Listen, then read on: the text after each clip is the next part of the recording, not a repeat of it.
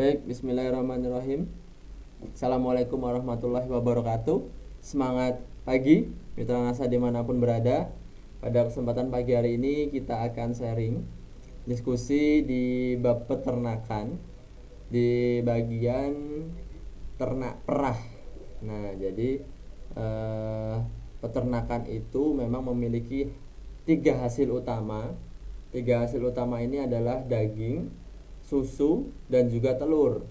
Nah, hasil utama peternakan ini memang yang paling dominan di Indonesia saat ini adalah daging. Nah, daging dan juga telur. Kalau untuk susu, ini memang masih sedikit yang mengkonsumsi. Bahkan untuk masyarakat umum pun susu ini ibarat suatu makanan yang mewah, suatu makanan yang jarang dikonsumsi kalau tidak ada hal-hal tertentu. Nah, sehingga pada kesempatan pagi hari ini akan kami bagikan informasi bagaimana cara kita meningkatkan produksi susu, tentunya untuk sapi perah ya. Sapi perah itu memang tujuan akhir produksinya adalah susu, sehingga Bapak Ibu besok mitra NASA di lapangan apabila mengunjungi peternakan sapi perah, yang ditanya adalah produksi susunya, bukan bobot badan ataupun produksi telur. Nah, jadi salah nanti kalau ada sapi perah ditanya adalah dagingnya, beratnya. Tapi yang ditanya adalah produksi telurnya, produksi susunya. Mohon maaf. Nah, jadi produksi susunya ada berapa liter. Nah, sehingga nanti kita bisa bantu untuk meningkatkan produksinya. Jangan sampai peternak itu karena produksinya rendah mereka berhenti berusaha sapi perah. Jangan sampai seperti itu. Karena apa? Karena sapi perah di Indonesia itu sangat sedikit jumlahnya. Nah, sehingga hasil susunya pun sedikit sekali. Sehingga 100%, nah ini saya belum update info terakhir, tapi beberapa tahun yang lalu 100% susu untuk anak-anak kita itu adalah susu impor dari luar negeri. Karena apa?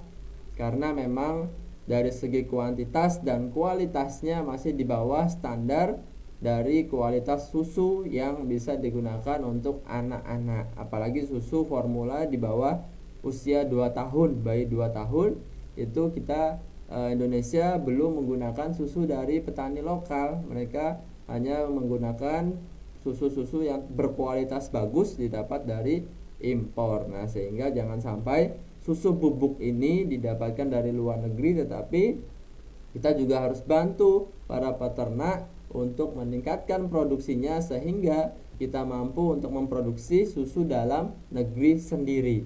Nah, sebelum itu ini yang belum pernah kenal Rifki Dimas Aji, Dimas, nanti akan saya beri kontaknya. Nah, ini ya, ini adalah gambaran umum sapi perah kita sekarang. Nah, jadi wajar Bapak Ibu sekalian, kok saya jarang Pak lihat sapi perah, lihatnya sapi yang gak pernah diperah. Nah, apa bedanya? Kemudian kenapa kok cuma sedikit? Nah, apakah susah? Apakah perlu tempat khusus? Dan lain sebagainya. Jadi, untuk sapi perah memang membutuhkan lokasi-lokasi khusus untuk membudidayakannya. Karena apa? Karena yang namanya sapi perah ini adalah sapi yang asalnya itu bukan dari Indonesia ataupun asalnya dari daerah subtropis, dari luar negeri. Nah, yang digambar Bapak Ibu sekalian ini adalah sapi yang paling umum di Indonesia, yang sejauh ini produksinya atau produksi susunya itu paling tinggi di Indonesia. Namanya sapi Friesian Holstein. Nah, sapi ini berasal dari Belanda. Kenapa bisa nyasar ke Indonesia? Nah, karena dulu itu diajak oleh para koloni-koloni mereka untuk ke Indonesia menjajah kita. Itu sapinya diajak untuk apa? Untuk memenuhi gizi-gizi para tentara. Nah, jadi si tentara itu minum susu dengan kualitas bagus yang didapat dari sapi yang mereka bawa sendiri. Karena sapi di Indonesia itu produksi susunya hanya sedikit sekali, dan fokusnya bukan ke penghasil susu, sehingga mereka bawa namanya sapi Friesian Holstein yang warnanya hitam putih ini, belang-belang. Nah, mereka bawa dari Belanda, kemudian ternyata di Indonesia pun mampu beradaptasi walaupun membutuhkan lokasi-lokasi tertentu.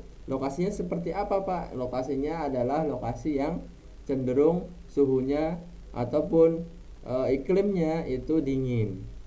Nah, sehingga banyak sapi perah kita yang berada di daerah-daerah yang lokasinya dingin. Contohnya ada Malang, Batu, itu banyak peternakan di sana. Kemudian di Jogja ada Kaliurang, daerah Kaliurang itu penghasil susu juga banyak.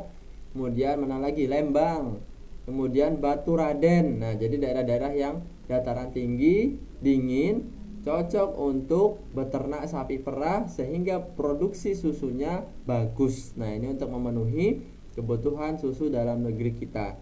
Nah, 568.265 ini adalah jumlah populasi sapi perah kita sekarang. Nah, bayangkan sedikit sekali untuk memenuhi jumlah penduduk yang mencapai 270 juta jiwa, sehingga potensi sapi perah ini sangatlah tinggi. Jangan sampai karena peternak kita tidak tahu bagaimana produksi yang bagus, bagaimana meningkatkan produksi susunya, sehingga mereka tidak mau lagi beternak. Nah, itu yang dirugikan siapa? Kita semua. Nanti lama-lama susu menjadi langka. Nah, jadi harapan kami memang bisa membantu para peternak di lapangan sehingga mampu meningkatkan produksi susunya sapi. Nah, jadi seperti itu. Nah, memang setiap peternak itu menginginkan dan berupaya terus-menerus untuk meningkatkan produksi sapi. Nah, namun tidak disadari atau sedikit yang menyadari bahwa ada beberapa faktor penting yang mempengaruhi produktivitas susunya tersebut. Apa saja? Di antaranya ada genetik, ada pakan. Nah, ini sangat penting sekali, pakan akan bagaimana, dan juga teknologi NASA nanti membantu di pakan akan bagaimana. Kemudian caranya juga bagaimana nanti teknologi NASA kita masuk. Kemudian tata laksana pemeliharaan dari sapi itu sendiri. Nah, jadi banyak sekali yang mempengaruhi sehingga kita sekarang coba lihat, tidak akan lama-lama kita nanti akan langsung masuk ke beberapa poin penting dalam sapi perah dan juga teknologi NASA. Nah, jadi memang inilah secara umum yang dibutuhkan oleh para peternak, termasuk peternak sapi perah. Nah, ini beberapa waktu juga sudah pernah kami sampaikan dan tidak ada salahnya disampaikan kembali. Memang teknologi NASA ini teknologi yang paling gampang untuk diterima dan diterapkan di lapangan. Nah, jadi untuk ternak apapun, ternak industri maupun sendiri mandiri juga bisa, sehingga dengan teknologi NASA ini kita mampu untuk membantu para peternak meningkatkan produksi susunya. Nah, jadi mudah diterima dan diaplikasikan. Kemudian nilai gunanya tinggi karena memang tidak perlu kita terlalu banyak menggunakan, tetapi sudah merasakan manfaatnya. Bahkan yang di Lembang itu kesaksian kita, dengan menggunakan teknologi NASA dia bisa mengurangi pakan atau tidak menggunakan pakan yang biasanya diberikan. Nah, jadi pakannya itu ada yang diganti, kemudian diberikan dengan Viterna, kemudian produksi susunya itu tetap. Nah, tetap pun udah untung karena apa? Karena pakannya ada yang dikurangi, dia bisa lebih hemat untuk mengonsumsi pakan. Kemudian biaya juga terjangkau. Apabila kita bandingkan dengan video tadi, ada kesaksian bahwa kenaikan bisa yang tadinya 12 liter produksi susu menjadi 15 liter, sehingga ada kenaikan 3 liter. Nah, 3 liter ini kalau dirupiahkan sekarang mungkin 1 liter dari harga peternak sekitar 7.000 atau 8.000 rupiah ya susunya, atau mungkin ya 10.000 lah nanti peternak menjual ke IPS atau koperasi. Nah, sehingga kurang lebih per hari kita ambil saja rata-rata 25.000 peningkatan. Sehingga apakah dengan satu tutup botol teknologi NASA itu harganya 25.000? Tidak. Nah, mungkin hanya berapa? 2.000 rupiah mungkin, atau 3.000 rupiah. Sedangkan peningkatannya 25.000 rupiah. Sehingga Hal ini apabila kita bandingkan dengan hasil dan peningkatan, harga menjadi sangat terjangkau, menjadi harganya murah karena kita bandingkan dengan hasil itu peningkatannya luar biasa. Dan yang terpenting Bapak Ibu sekalian, mitra usaha NASA dimanapun berada, harus terus sabar mendampingi para peternak ataupun para pengguna yang sudah percaya menggunakan teknologi NASA dari Bapak Ibu sekalian. Dengan cara apa? Dengan cara ditanyakan, dengan cara menanyakan bagaimana hasilnya. Seringkali mereka, para peternak itu kesulitan sehingga mereka tidak tahu akan bertanya ke siapa. Kami dari perusahaan siap untuk menjawab, konsultasi, kemudian nanti kita bisa menemukan solusi dari permasalahan para peternak sehingga mereka akan senang dan menggunakan kembali yang namanya teknologi NASA. Baik. Faktor yang penting yang harus diperhatikan dalam sapi perah itu ada 3 poin. Nah, jadi Bapak Ibu sekalian, besok apabila terjun ke lapangan sudah bisa nyambung nih ngobrol dengan para peternak, dan mereka nanti akan lebih memiliki rasa trust atau percaya dengan Bapak Ibu sekalian. Tadi sudah ada istilah yang namanya sapi PFH, Friesian Holstein. Nah, ini tulisannya seperti itu ya, peranakan Friesian Holstein. Kenapa peranakan? Nah, karena memang sudah dikawinkan dari dulu sampai sekarang turun temurun itu di Indonesia, sehingga bukan murni lagi Friesian Holstein tetapi peranakan Friesian Holstein atau disingkat PFH. Nah, besok kalau ke kandang sapi perah bisa diomongkan, Pak, ini sapi PFH-nya umur berapa? Nah, udah pernah berapa kali laktasi, udah pernah berapa kali menghasilkan susu, berapa produksinya. Nah, sehingga kita sudah mengenal istilah-istilah.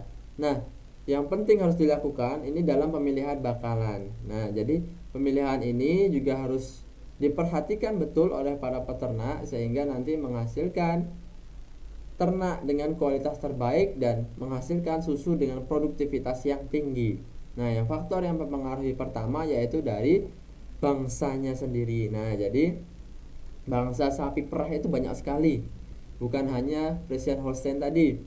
Nah, jadi memang banyak sekali jenisnya. Bahkan dari luar negeri itu beragam sekali, ada macam-macam. Nah, cuman memang yang bisa diadopsi dan dia bisa hidup baik di Indonesia itu Friesian Holstein, dan kita bisa manfaatkan dengan paling mudah manajemen pemeliharaannya daripada yang lain itu adalah Friesian Holstein ini. Nah, sehingga jangan sampai salah beli, masuk sapi potong nanti diperah. Nah, ini susunya sangat sedikit nanti, bahkan setelah melahirkan susunya cuma sebulan 2 bulan udah kering. Nah, nanti rugi. Nah, jadi sapi perah itu ada sendiri, sapi potong itu juga ada sendiri.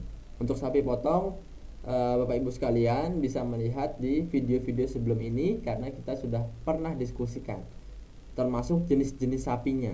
Nah, ini berbeda karena jenis sapi perah ini hanya satu yang utama di Indonesia yaitu PFH. Kita tidak perlu jelaskan detail mengenai sapinya, cukup tahu sapinya apa dan ini adalah tujuannya untuk menghasilkan susu. Kemudian yang kedua adalah silsilah. Nah, pedigree. Nah, jadi ini juga harus diperhatikan.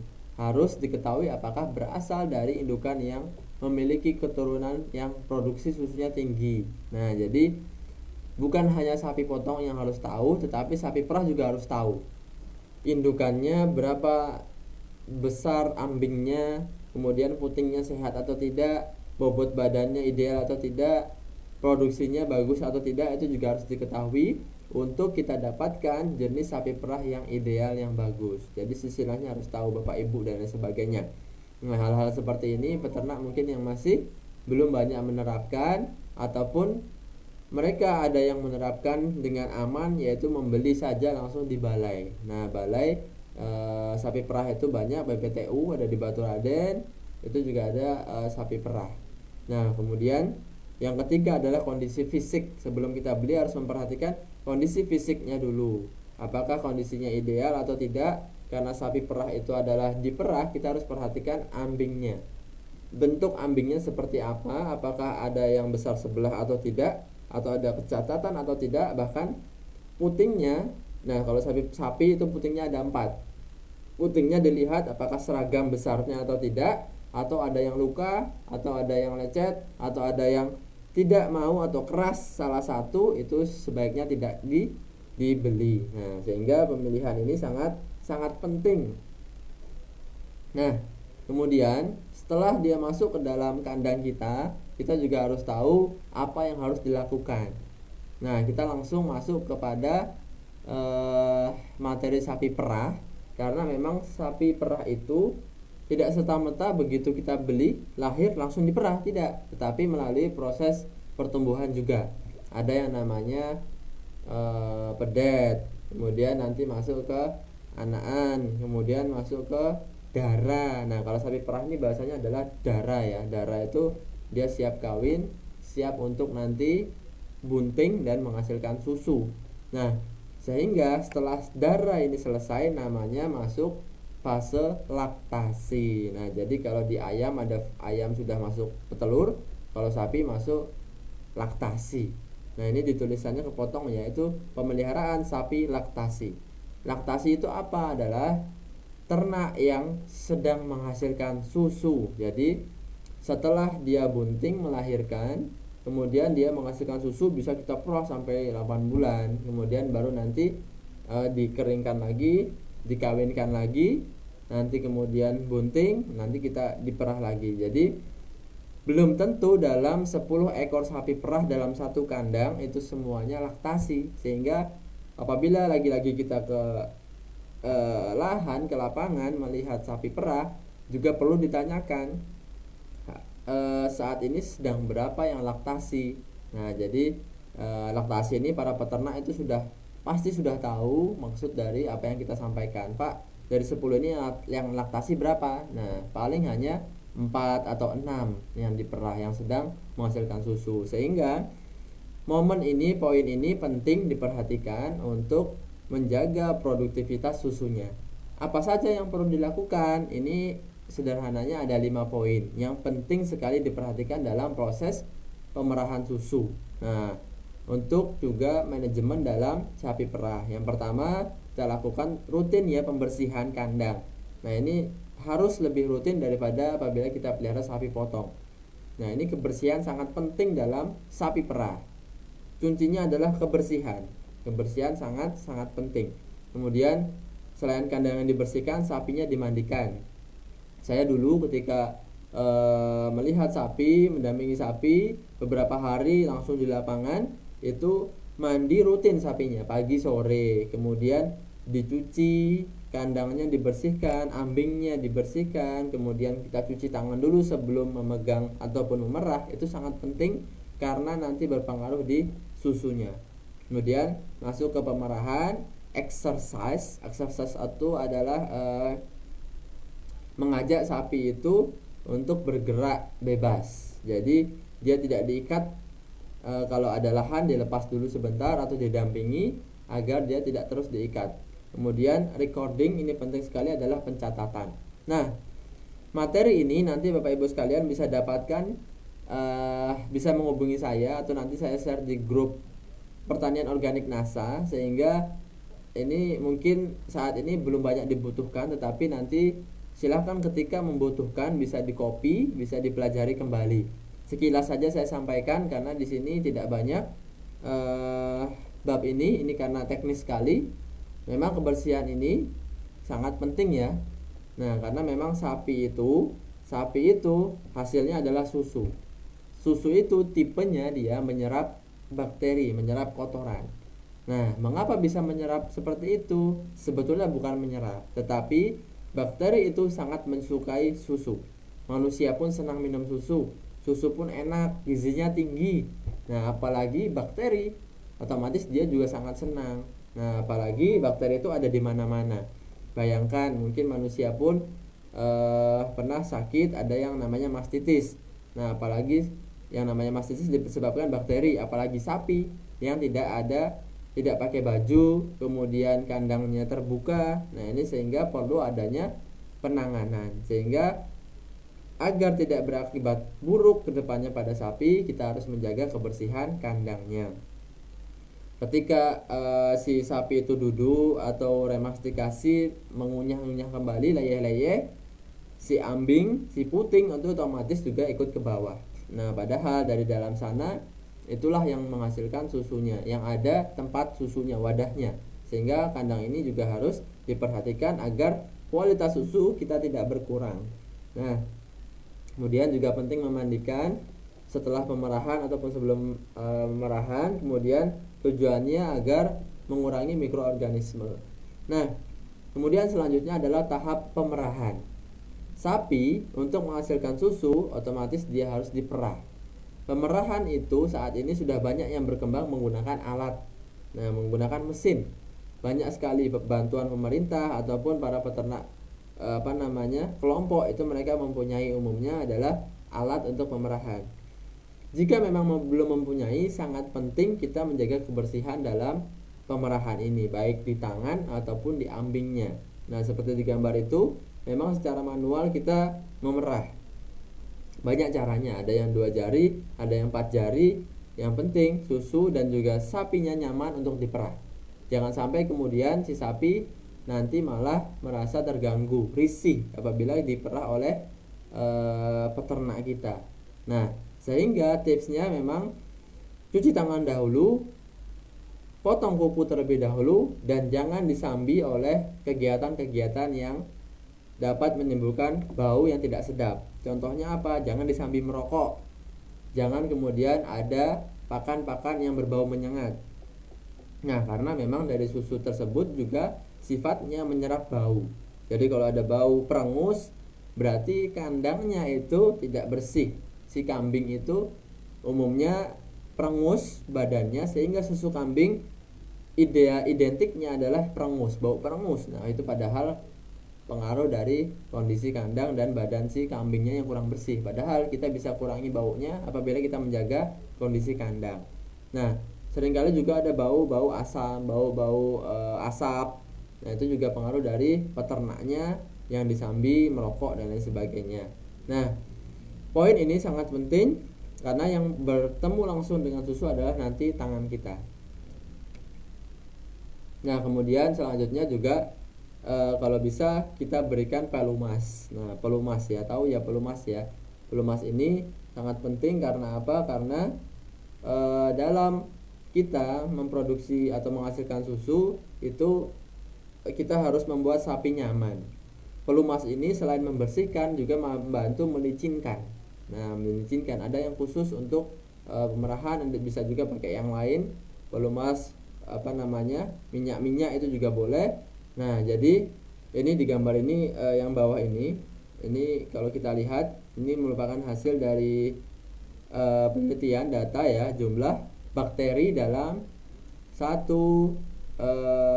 liter susu segar. Ini contoh ya, contoh apabila membersihkan ambing dengan kain terlebih dahulu dan ambing yang tidak dibersihkan. Yang atasnya yang dibersihkan bakterinya ada 1, sedangkan yang tidak dibersihkan bakterinya ada 10. Nah, ini dari mana melihatnya? Tentu melalui suatu hal yang mikroskopis di data. Nah, ini penting mengapa? Akan mempengaruhi ke daya simpan dan juga ke kualitas sapi.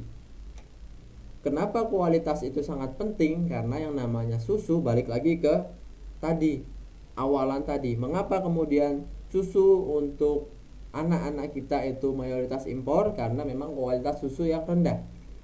Kualitas susu yang rendah apabila kita tarik garisnya ternyata memang dari produksinya atau dari awal mula susu itu keluar. Karena memang peternak kita memang perlu juga terus mengupgrade dan juga tugas-tugas kita semuanya untuk membantu. Ternyata memang masih ada mungkin yang dia taruh susunya itu mungkin di ember misalnya. Kalau kita tahu mungkin embernya itu sebelumnya bekas cuci baju atau bekas nyuci mobil, nyuci motor, atau bekas ngambil air, kemudian setelah itu dibuat wadah susu. Nah, seperti itu sangat-sangat tidak baik karena bakteri itu bisa sangat cepat berkembang apabila sudah ada susu di dalamnya. Nah, yang dilakukan umumnya kita sudah tahu, sudah mengenal namanya wadah susu tersebut, umumnya disebut dengan milk can. Nah, sehingga langsung masukkan ke milk can dan juga kondisikan tempat yang bagus. Nah, ini dilihat juga dengan ilustrasi bahwa Kondisi ambing yang tanpa desinfektan, tanpa pembersih tadi, itu bakteri ini akan mudah masuk dalam lubang. Nah, ini puting ya, ini puting. Kemudian di bakteri dia akan masuk tembus sampai ke dalam. Nah, ini bisa menyebabkan, kalau sudah masuk bisa menyebabkan berbagai macam penyakit, ada mastitis, kemudian bakteri-bakteri lain bisa masuk ke saluran susu, sehingga susu nanti akan merengkel lah, kemudian akan susah untuk diperah, susunya menjadi sedikit dan lain sebagainya. Sehingga ini sangat penting apabila kita temukan di lapangan peternak masih mungkin kurang memperhatikan kebersihan, bisa kita sampaikan bahwa kebersihan itu sangat penting untuk produktivitas sapi perah kita. Nah, ini contoh yang sudah menggunakan alat ya. Nah, ini adalah sapi perah Friesian Holstein yang sedang diperah, ini menggunakan alat. Kemudian juga perlu berhati-hati apabila bukan orang biasanya, apabila tidak pernah, akan resikonya adalah kaki dari si sapi itu sendiri. Nah, jadi hati-hati apabila ingin mencoba memerah, harus ada pendamping terlebih dahulu. Nah, sapi dengan tata laksana pemeliharaan yang baik akan nampak pada kelenjar ambingnya sesudah diperah seperti gambar. Nah, jadi gambar ini yang sebelah kiri itu sapi yang belum diperah, dia masih full, masih penuh susunya. Yang sebelah kanan ini dia sudah mengkerut, sudah selesai diperah. Jadi kurang lebih di dalam satu ambing ini, ambing itu wadah ya, wadah tempatnya susu ini yang ada di tubuh sapi ini. Ambing saat ini dibagi dari dua ya, dua ambing kanan dan kiri, dan ada 4 puting, 2 sebelah kiri, 2 sebelah kanan. Nah, jadi dalam ambing ini apabila sudah diperah, dia kempesnya pun dia rata, tidak ada yang masih bergelembung di sebelah kiri atau kanan. Jadi ini adalah sapi yang sudah selesai diperah, siap untuk diisi lagi susunya. Jadi kurang lebih bisa kita dapatkan 10 liter, 15 liter, 20 liter, 25 liter, itu juga bisa, tergantung sekali lagi dari manajemen pemeliharaan. Nah, kemudian juga sangat penting exercise. Nah, exercise ini penting untuk, ibarat kita adalah olahraga bagi sapi. Sapi yang dikandangkan harus secara rutin dilepas. Nah, paling nggak 1-2 jam. Yang paling utama adalah mendapatkan sinar matahari dan juga bergerak bebas. Dia meregangkan tubuh, tidak stres, bahaya sekali. Nah, bayangkan kalau ibu menyusui misalnya. Nah, itu kalau cuman di rumah kemudian cuman stres, nah itu nanti bahkan pengaruhnya bukan hanya ke produksinya dan juga nanti ke anaknya. Nah, sehingga ini juga perlu dilakukan untuk sapi perah. Walaupun tidak bisa, sebentar saja tidak apa-apa, dilepas talinya, kemudian dikeliling-keliling, kemudian dibalikan lagi, langsung nggak apa-apa. Nah, sapi yang dilepas ini juga bisa mendeteksi yang sedang birahi, atau juga kalau ada kegagalan, gangguan, itu juga bisa dicek. Nah, jadi penting sekali exercise. Dan yang tidak kalah penting adalah proses pencatatan. Ini banyak sekali peternak kita yang masih lalai dalam mencatat apapun yang ada di dalam kandang, sehingga tidak tahu saat ini hasilnya berapa, kemudian produksinya bagus atau tidak, kemudian indukannya ini dulu siapa, silsilahnya dan lain sebagainya, sehingga pengaruhnya nanti kita sulitan mendeteksi kapan si sapi ini waktunya untuk afkir, atau kapan si sapi ini kawin lagi, atau kapan kok dia tidak birahi lagi dan lain sebagainya. Sehingga pencatatan ini sangat penting. Apa saja umumnya yang perlu dilakukan, yaitu adalah catatan perkawinan. Dikawinkan misalnya umur 1,5 tahun, kemudian kok selama sebulan dia tidak ada tanda-tanda bunting, atau dia birahi lagi, otomatis bisa dikawinkan lagi. Nah, sehingga ini perlu ada catatan, jangan sampai baru seminggu kok belum ada tanda-tanda kawin lagi. Nah, itu tidak bisa. Kemudian reproduksi, si sapi ini melahirkan di tanggal berapa, kemudian nanti selesai diperah tanggal berapa, dan kawin lagi tanggal berapa, itu juga penting. Apalagi catatan produksi, saat ini produksi 25 liter, kok 2 bulan, 3 bulan ke depan menurun menjadi 5-10 liter, tandanya itu sudah mungkin waktunya afkir atau sudah tua, perlu ada proses pergantian dari indukan sapinya. Apalagi catatan kesehatan juga penting untuk mendeteksi penyakit yang ada dalam sapi perah. Nah, ini nanti bisa dibaca saja manfaat-manfaatnya apa saja apabila kita ingin mengawinkan, apabila catatan susu ini juga sangat penting untuk kita mengkaling si sapinya dan menentukan suplemen obat apa yang digunakan untuk meningkatkan ataupun kendala untuk mengobati dari sapi-sapi yang kita pelihara. Nah, kemudian inilah faktor yang sangat-sangat penting untuk sapi perah, yaitu ada yang namanya pakan. Nah, jadi pakan ini sangat penting karena dari pakan ini dia akan terproses menjadi susu. Jadi Allah Subhanahu wa taala sudah menciptakan yang namanya pabrik luar biasa yang namanya sapi perah. Mengapa saya sebut seperti itu? Karena kita masukkan bahan baku berupa rumput hijauan, ternyata di hasilnya itu adalah susu yang putih, jernih, banyak manfaat. Bahkan kalau umat Islam di dalam kitabnya di Al-Qur'an itu ada yang namanya sapi betina. Nah, jadi sapi betina itu ya sapi perah. Sapi betina Al-Baqarah. Nah, itu bahkan jumlah ayatnya itu sesuai dengan lamanya masa buntingnya, kehamilannya 286 ayat ya kalau nggak salah, 283 atau 286 itu sesuai dengan umur dari sapi itu bunting 9 bulan 10 hari. Nah, kurang lebih seperti itu, sama dengan manusia jumlah buntingnya, jumlah lama kehamilannya 9 bulan 10 hari. Kemudian dihasilkan susu yang juga banyak sekali manfaatnya tercatat di sana, susu murni yang banyak manfaatnya untuk berbagai macam penyakit juga bisa. Nah, sehingga ini sangat luar biasa, dari yang namanya pakan rumput menjadi susu. Nggak ada yang pabrik bisa seperti itu. Dari bahan baku rumput masuk ke pabrik, diolah seperti apapun tidak bisa menjadi susu kecuali sapi. Sehingga kita juga harus memberikan pakan-pakan yang bagus dan juga air minum yang terus-menerus pada sapi.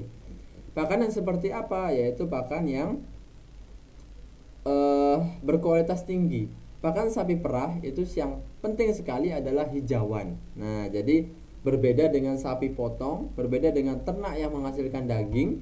Ternak perah ini dia adalah yang utama pakannya adalah hijauan. Hijauan itu rumput ya, rumput yang berkualitas. Kalau sapi potong adalah konsentrat. Nah, jadi kalau kita runut lagi di dalam tubuh ternak itu ada yang namanya VFA, asam lemak terbang, asetat, propionat, butirat. Di sanalah dari hasil akhir dari rumput itu kemudian diolah menghasilkan susu, sehingga kita juga memberikan hijauan yang berkualitas. Tidak lupa kita juga berikan suplemen dan juga nutrisi tambahan, yaitu teknologi kita, yaitu ada apa saja, yaitu Viterna, POC maupun PPT hormonik untuk meningkatkan kualitasnya. Nah, jadi seperti ini ya. Memang di dalam sapi perah itu juga membutuhkan nutrisi suplemen yang ekstra, karena dia bekerja juga ekstra untuk memproduksi yang namanya susu. Kemudian dari Viterna ini bantu untuk meningkatkan langsung ke pencernaannya. Nah, jadi si pakan tadi banyak yang diserap, otomatis banyak yang menghasilkan susu. Nah, itulah mengapa pentingnya kita berikan teknologi kita untuk membantu para peternak sapi meningkatkan produksinya. Kalau kita tahu bahwa teknologi kita ini teknologi organik yang murni siap pakai oleh hewan ternak dan tujuannya langsung diserap untuk menghasilkan apa yang dibutuhkan oleh sapi. Nah, kalau untuk sapi perah apa yang dibutuhkan? Yaitu yang utama ada yang nomor 3 ini. Nah, jadi kemarin kita cerita bahwa ada asam amino, mineral, vitamin. Nah, itu mungkin yang paling kita pernah dengar. Tetapi yang jarang kita dengar adalah volatile fatty acid atau asam-asam lemak terbang. Nah, ini adalah hasil akhir dari proses biokimia dalam tubuh hewan ternak, kemudian yang akan diserap oleh tubuh. Nah, dari asetat C2 dan C4, asetat dan butirat, itulah yang dihasilkan akhir dari rumput, dari hijauan. Nah, sehingga apabila sapi perah makan rumput, kemudian dia hancurkan, kemudian dia dapatkan VFA-nya ini, asetat dan butirat, itulah yang membuat produksi susu meningkat, yang membuat susu itu dari tubuh ternak. Sehingga dalam teknologi kita, teknologi NASA itu ada yang namanya VFA ini, otomatis dia sudah bisa langsung membantu meningkatkan produksi susu sapi perah kita. Nah, jadi Bapak Ibu sekalian tidak perlu kecil hati, tidak perlu bingung apa itu VFA. Sekarang sudah tahu bahwa memang ini adalah hasil akhir dari proses pencernaan hewan ternak, dan asetat ataupun butirat inilah yang tujuannya untuk dia menghasilkan susu, memproduksi susu. Selain daripada itu ada protein, menjaga kesehatan juga bisa, dari vitamin dan juga mineral. Nah, ini penting sekali bagi ternak-ternak yang sedang dalam proses pertumbuhan, apalagi sapi darah. Ini mengkonsumsi protein yang tinggi dalam pakannya. Nah, kemudian apa manfaat teknologi NASA untuk sapi perah selain meningkatkan produksi susu? Ada beberapa aspek yang utama, yaitu adalah K3. Tentu tetap K3, kuantitas, kualitas, dan kesehatan. Sangat penting sapi perah untuk meningkatkan produksinya sehingga masuk di kuantitas, quantity. Di video tadi dia kuantitasnya dari 12 liter menjadi 15 liter. Nah, kemudian di video tadi juga bahwa memang dalam 1 tahun dia bisa melahirkan 1 anak. Nah, ini luar biasa. Jadi yang biasanya kawinnya itu jadi lambat, sekali kawin nggak jadi, 2 kali kawin, 3 kali, nah nggak jadi-jadi, sekarang mungkin 1 kali proses perkawinan itu bisa jadi. Karena apa? Karena disampaikan bahwa 1 tahun dia bisa melahirkan 1 kali. Nah, umumnya itu 1,5 tahun sampai 2 tahun baru dia melahirkan lagi. Nah, tetapi ini 1 tahun langsung bisa menghasilkan 1 anakan. Nah, karena usia kebuntingan sapi perah, usia kebuntingan sapi ini adalah 9 bulan 10 hari. Tadi sudah disampaikan 9 bulan 10 hari. Ini setelah dia melahirkan tentu ada yang namanya susu kolostrum untuk anakannya. Setelah selesai anakannya bisa dipindah, kemudian sapi juga bisa nanti diambil, diperah, dikawinkan lagi, kemudian nanti bunting itu masih bisa diperah, baru nanti dia hamil lagi, kemudian dia beranak kembali. Jadi di tahun setelahnya itu dia sudah melahirkan lagi. Nah, jadi sangat efektif bagi para peternak sapi perah. Kemudian nafsu makan tentu bagus, karena tadi pakan itu yang menghasilkan susu, kita juga harus penting dalam manajemen pakannya.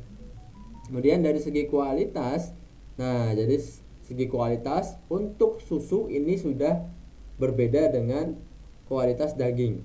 Kualitas daging umumnya masih banyak yang belum melihat. Tetapi kalau untuk susu, yang dilihat pertama kali dari industri pengolahan susu adalah kualitas susu tersebut, baik itu dari kadar lemak, kadar total solid, kemudian berat jenis dan lain sebagainya. Itu dari kualitas si susunya, apakah menentukan masuk diterimanya susu atau ditolak. Sehingga kualitas setelah menggunakan teknologi NASA itu meningkat dan harga menjadi lebih tinggi dan juga bisa diterima oleh pengolahan susu. Nah, jadi seperti itu. Nanti kita lihat kualitas apa yang meningkat, nanti ada beberapa hasilnya. Kemudian juga kalau daging, nah ini tentu ya jelas kalau daging lebih padat dan enak, mungkin nanti kalau sudah akhir baru dirasakan. Dan juga tidak kalah penting adalah kesehatan. Nah, namanya sapi perah dia juga perlu yang namanya kesehatan, capek, lemas. Nah, tentu biasa apalagi ketika sudah diperah, mesti mereka lemas dan juga butuh pakan, air minum terus menerus, sehingga perlu juga ada suplemen vitamin yang membantu untuk menjaga kesehatan mereka. Nah, ini agar susunya normal dan juga baik. Nah, memang sapi perah ini, peternak sapi perah ini sudah banyak menggunakan teknologi NASA, dan juga teknologi NASA sudah banyak digunakan oleh para peternak sapi perah. Nah, jadi Bapak Ibu sekalian, apabila di daerahnya lokasinya ada peternak sapi perah, alangkah baiknya mungkin kita bisa mengunjungi dan juga sharing untuk bisa menggunakan teknologi NASA agar membantu meningkatkan produksi susunya. Nah, ini ada berbagai daerah, ada yang dari Lembang, ada yang dari Kalimantan, ada juga yang dari Sleman. Nah, jadi banyak yang sudah menggunakan teknologi NASA. Kemudian Bagaimana Pak menggunakannya? Apakah sama atau berbeda dengan sapi potong?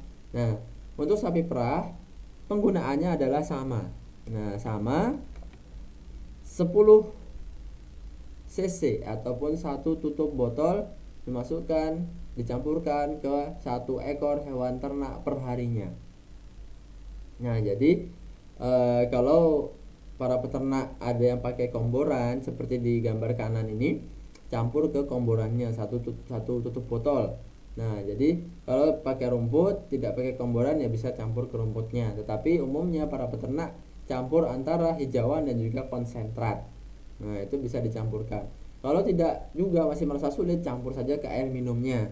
Nah, air minumnya yang penting sesuai dengan kebutuhan air minumnya dan juga teknologi NASA ternaknya sesuai. Misalnya 1 tutup dicampur ke 1 wadah air minum yang dimana biasanya 1 hari minum itu habis. Nah, jadi yang penting adalah 1 tutup per ekor per hari. Nah, ini ada pengecualian karena memang dari sapi perah ini adalah yang dicari buntingnya, karena setelah bunting dia baru bisa diperahkan, ada susunya. Otomatis ketika usia sudah masuk 5 bulan kebuntingan, karena tadi dia buntingnya kan selama 9 bulan 10 hari. Nah, setelah masuk usia 5 bulan ke atas, 5 bulan, 6 bulan, 7 bulan ke atas menuju kelahiran, dosis pemberian ternak itu kita kurangi. Dosis pemberian teknologi NASA kita kurangi menjadi 3 hari sekali, tidak setiap hari. Karena dikhawatirkan si janin anakan dalam perut itu terlalu besar, bahkan si ternaknya pun nanti terlalu gemuk sehingga susah. Nah, susah untuk mengeluarkan hewan ternaknya atau anaknya, harus dibantu nanti. Karena yang namanya hewan ternak itu tidak ada istilah sesar, Pak. Tidak ada istilah sesar di hewan ternak, sehingga itu harus normal. Kita usahakan kondisi normal, sehat, cukup kita berikan 3 hari sekali untuk ternak yang bunting. Nah, kemudian ini beberapa manfaat peningkatan produksi susu yang sudah menggunakan. Tadi ada peningkatan 13, 15, peningkatan produksi per hari seperti itu. Kemudian ini dari kualitas, kadar lemak meningkat, lemak susu ini yang membuat kualitas juga meningkat. Total solid ini padatan susunya juga meningkat. Nah, maksudnya adalah kalau kita punya misalnya 10 liter susu, total solidnya 11% bisa menjadi 110 gram, ataupun gampangnya 100 liter ya, 100 liter susu misalnya, total solidnya ada 11%, bisa menjadi 11 kilo. Nah, 11 kilo susunya itu. Kemudian kalau kita bisa tingkatkan menjadi 12, total solidnya bisa menjadi 12 kg. Jadi ada selisih 1 kilo. 1 kilo susu harganya berapa? Sekarang sudah lumayan, sehingga ada peningkatan produksi susunya, dan juga nanti harga kualitas susu yang bagus akan meningkat. Nah, jadi tidak banyak untuk ternak perah. Umumnya adalah kita harus fokus di laktasi atau di fase laktasi, fase dimana sapi itu sudah menghasilkan susu. Manajemen seperti apa tadi sudah ada, nanti file juga akan kami bagikan. Kemudian sekian yang dapat kami sampaikan pada kesempatan pagi hari ini. Semoga bisa menjadikan wawasan baru, menjadi membuka pandangan, bekal bahwa sapi perah juga mempunyai potensi yang luar biasa di Indonesia, dan juga bisa membuka pasar bagi para mitra usaha NASA untuk memasarkan produk-produk peternakan khususnya untuk digunakan pada sapi perah yang ada di wilayah kita. Semoga bermanfaat. Terima kasih atas perhatiannya. Bila taufiq hidayah. Wassalamualaikum warahmatullahi wabarakatuh. Tetap sehat, tetap semangat, dan semangat pagi.